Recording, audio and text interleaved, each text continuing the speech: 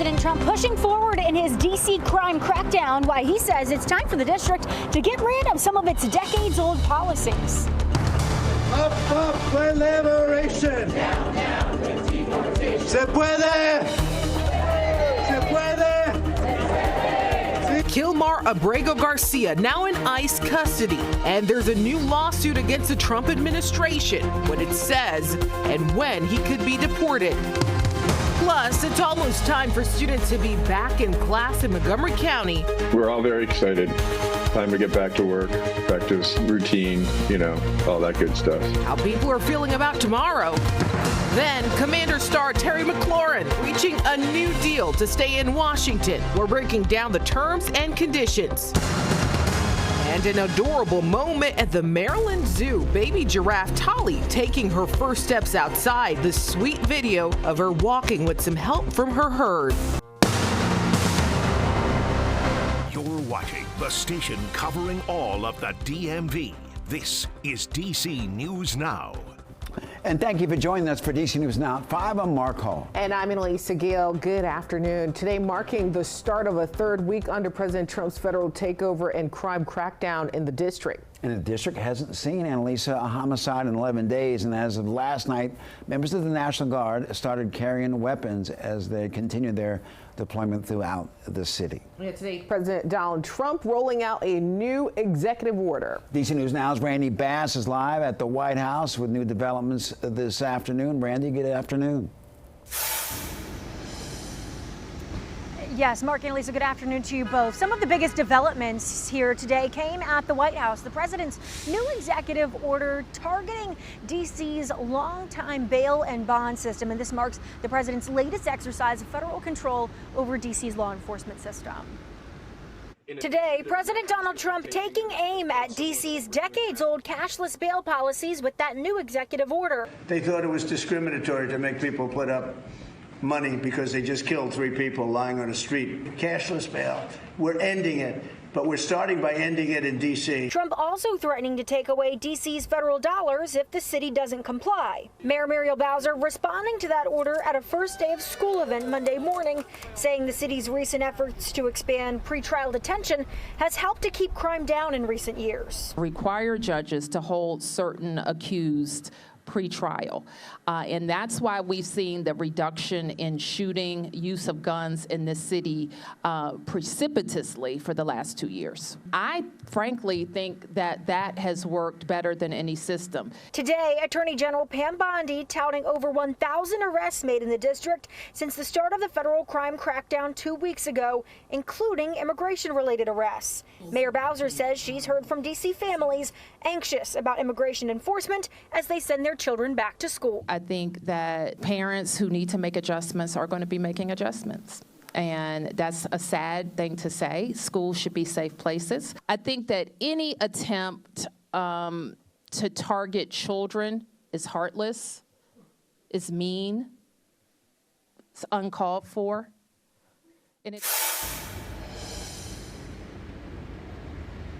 And there is a push to help D.C. teenage students get real IDs beyond just their student DCPS issued credentials. These would be real IDs that they can present to law enforcement if they happen to be stopped by police.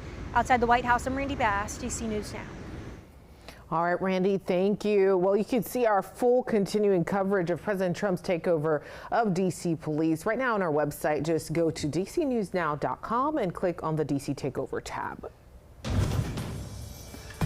All right, let's get over to meteorologist Scott Sumner with a first look at our forecast. And Scott, I already like how the week is shaping up. You already like it. I do. Yes, I agree with you. I concur. And Annalisa, I guess you're in the same boat, right? Yeah, it's good that the kiddos get a nice first day for those who are back in school. Yeah, absolutely. Couldn't agree more. And it's nice outside right now. We have a temperature of 85 degrees. We've gone from mostly cloudy over to partly cloudy here this particular moment in time here in the district. Other numbers, as noted here, are in, many of them anyway, in the 80s, 80 to 86. 86 at Luray right now, 80 at Martinsburg, and then all points in between. Now we do sprinkle in a couple of 70s, upper 70s here from Kaiser over towards Winchester and Woodstock and Cumberland, and eventually the 80s that we see here in D.C. will fall back through the 70s and eventually wind up down, bottoming out at around 62, 63 degrees. And that will be one of the warmer spots here outside of the Beltway region. We'll be looking here in places all along the I-66 corridor out towards the I-70 and 270 corridors.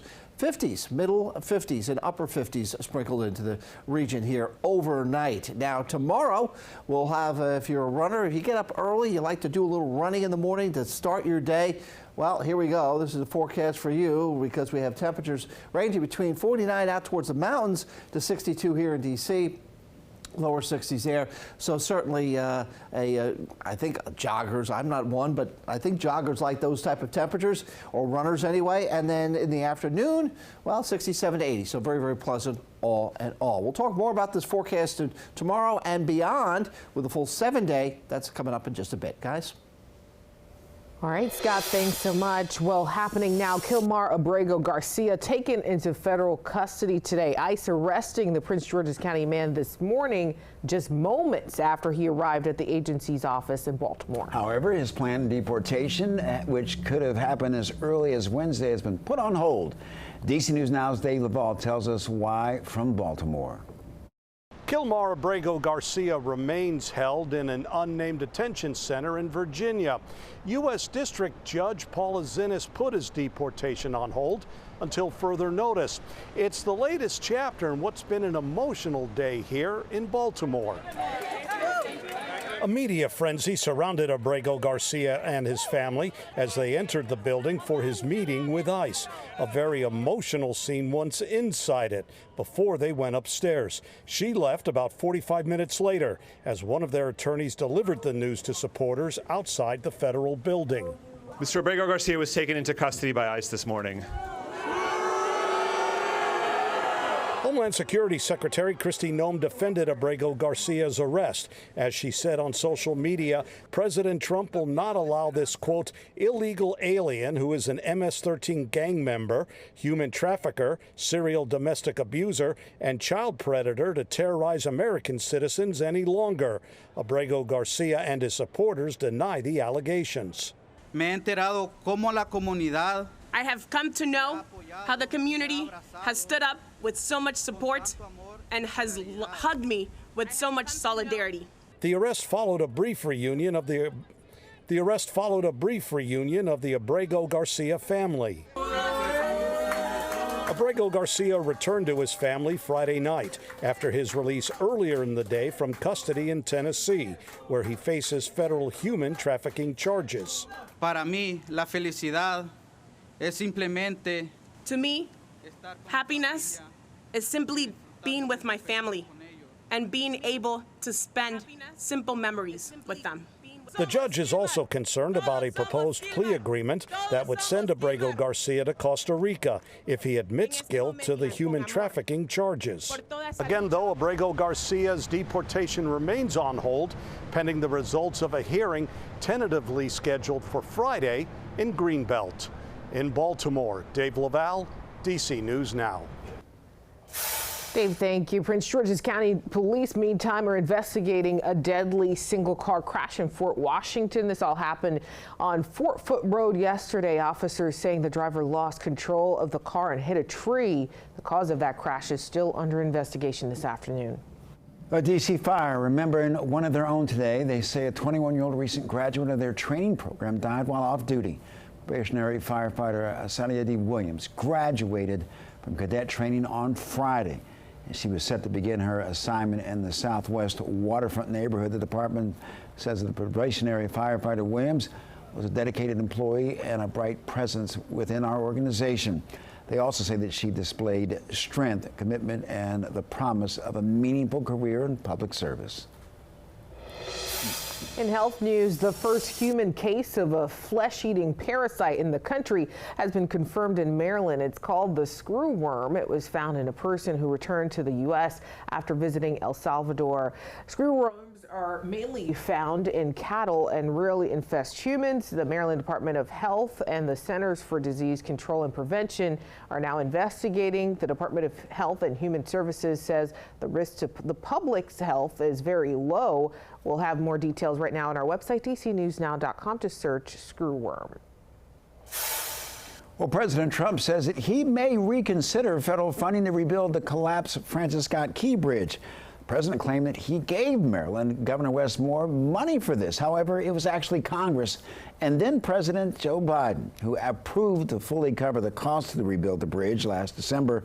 Moore hit back, calling on Trump to focus on the future of the American people. And ahead, a mobile museum is coming to Fairfax County Labor Day weekend. The interactive museum highlighting the history of Virginia as part of America's 250th birthday. FFXnow.com says it will be at Gunston Hall in Lurton from August 31st to September 2nd. Tickets are $10 for adults, $8 for seniors, and $5 for kids ages 6 to 18. Kids under 6 are free. Big day in sports, right? Yes. So let's talk about those Commanders, and certainly a big day for fans. They've been waiting for a long time. Well, that day has come, and now a sigh of relief as the team has finally agreed to a contract extension with wide receiver Terry McLaurin. Yes, Alex Flum is joining us now in studio to break this all down. Alex, we're really excited about this news for the fans. Yeah, we're fired up, and it's time for a big, deep exhale, because the big thing here, guys, is that Terry McLaurin is now on track to play in Week 1 against the New York Giants on September 7th. Huge news for the Washington Commanders. After a months-long contract dispute, the team has reportedly signed Terry to a 3-year, $96 million extension. As McLaurin was instrumental in the team's success last season, he's now under contract through 2028. And let's take a look at how we got here. This all started in May and June when Terry McLaurin did not show up to the team's OTAs or minicamp in late July. He didn't show up for the start of training camp either. He eventually did come out a few practices in, coming out to sign autographs, but was placed on the physically unable to perform list. July 31st, Terry McLaurin took it a step further, requested a trade. The team made it clear they had no intention to trade him. August 16th, he was activated off the physically unable to perform list, the PUP list, still not practicing at that point, which brings us to today. Terry McLaurin signing his extension, becoming the tied for 6th highest paid wide receiver in the NFL, making on average $32 million a year. He's the only guy, though, in the top 8 receivers highest paid that's going to be 30 years old this season. So, and Alex, it was never expected he was going to reset the market, so he'll be okay. Yeah, I mean, it's great for Terry. We're still waiting to find out how much of this is guaranteed, but it's great for both sides because they really needed to get a deal done. This is basically all we talked about all summer with this team. So we're relieved now that we can actually focus on the football. Yes, and fans are definitely relieved as well. Thanks so much, Alex.